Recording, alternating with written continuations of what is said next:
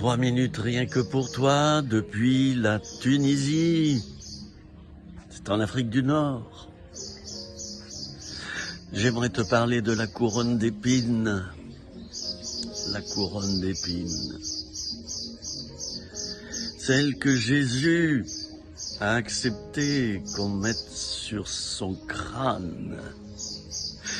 D'ailleurs, le lieu du crâne, Golgotha, c'est là que Jésus est mort. La couronne d'épines. Mais qu'est-ce qu'elle représente, cette couronne d'épines que Jésus a accepté qu'on lui mette? Ça l'a fait saigner. Chaque épine transperçait et lacérait sa peau. Eh bien, le crâne, c'est le siège des pensées, mes amis.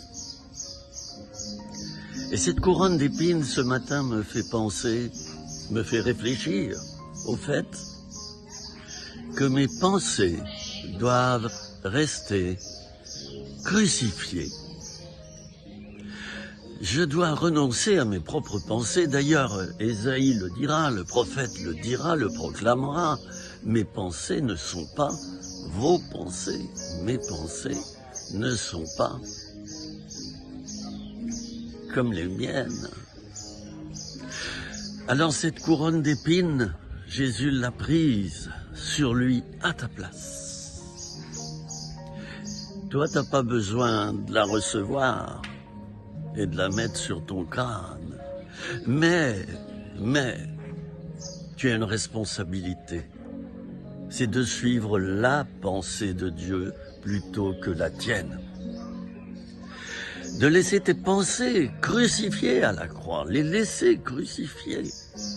Elles le sont déjà. Tu dois les laisser à la croix. Et renoncer à ces pensées-là, des pensées charnelles, des pensées de destruction, des pensées de regret, des pensées d'amertume, des pensées de haine, des pensées de rejet, des pensées d'abandon, des pensées d'injustice. On est tenté quelquefois de se venger soi-même, mais Dieu a dit: à moi la vengeance, à moi la rétribution. Ne nous vengeons pas nous-mêmes, bien-aimés, dira la Bible, diront les Saintes Écritures. Ne nous vengeons pas nous-mêmes. Laissons Dieu faire. Dieu est juste, et s'il veut faire miséricorde à quelqu'un, qu'il le fasse. C'est à lui de choisir. Il est juste. Et vous savez, celui qui fait le mal sur cette terre, qui amasse des milliards d'euros sur des comptes cachés, et il se dorlote sur son yacht pendant que des millions de personnes meurent de faim, à celui-là, il lui sera redemandé des comptes. Mais c'est son affaire. Mon affaire, moi, c'est de penser à ceux qui souffrent. C'est de penser à ceux qui meurent de faim en ce moment, à ceux qui sont déprimés, dépressifs, à ceux qui ont envie de se suicider. Eh oui, il y a 15-20 000 suicides par an en France, chaque année. Eh oui, 150 000 tentatives par an, dont 10% aboutissent. Ce n'est pas que ces personnes, d'ailleurs, désiraient mourir la plupart du temps, c'est qu'elles désiraient quitter une souffrance trop douloureuse pour elles. Voilà, tout est dit. Mon ami, je te souhaite une bonne journée.